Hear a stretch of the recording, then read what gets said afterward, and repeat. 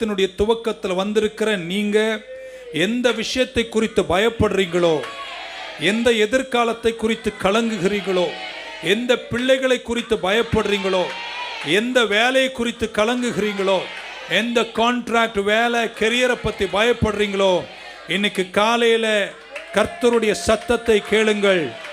வலது கை உயர்த்தும் போது இப்படி சொல்ல விரும்புகிறேன், கலங்காத, பயப்படாத. இந்த சவாலுக்கு நடுவிலும் கர்த்தர் மிகப்பெரிய திட்டங்களை உனக்காக வைத்திருக்கிறார். எத்தனை பேர் இன்னைக்கு காலையில் நம்புறீங்க உங்களுக்கு சவால் வந்த உடனே அவர் தெய்வமானதை நின்றுட்டாரா? இல்லைங்க, அன்னைக்கும் தெய்வம். இதுக்கு முன்னாடி ஒரு சவால் வந்துச்சே, அப்போ உன்னை ஜெயிக்க வச்சாரு, அப்போ அவர் கடவுளா இருந்தாரு. இப்பவும் நீ சந்திக்கும் போது திடீர்னு அவர் எங்கேயும் மாறியெல்லாம் தொலைஞ்சு போல, இன்னைக்கும் அவர் கடவுளாகவே இருக்கிறார். இன்னைக்கும் அவர் ஆல்பாவாய் தான் இருக்கிறார்.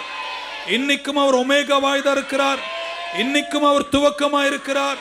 இன்னைக்கும் அவர் முடிவாய் இருக்கிறார். சகல வல்லமையும் அவர் கரங்களில் உண்டு. ஒன்னு சொல்லட்டுமா, இன்னைக்கு நீங்க சந்திக்கிற சில விஷயங்கள் எதுவுமே என் ஆண்டவருக்கு ஆச்சரியமே அல்ல. ஏன்னா இது வரும்னு அவருக்கு ஏற்கனவே நல்லா, ஏன்னா அவர் சர்வஞானி, அவர் முன்னறிந்து நடத்துகிறவர். ஹல்லேலூயா. பக்கம் சொல்ல அவர் ஏற்கனவே தெரியுங்க அப்படின்னு. அப்படின்னா அவர் காயை நவர்த்திட்டு தான் இருக்கிறாரு. கொஞ்சம் பொறுமையாயிரு.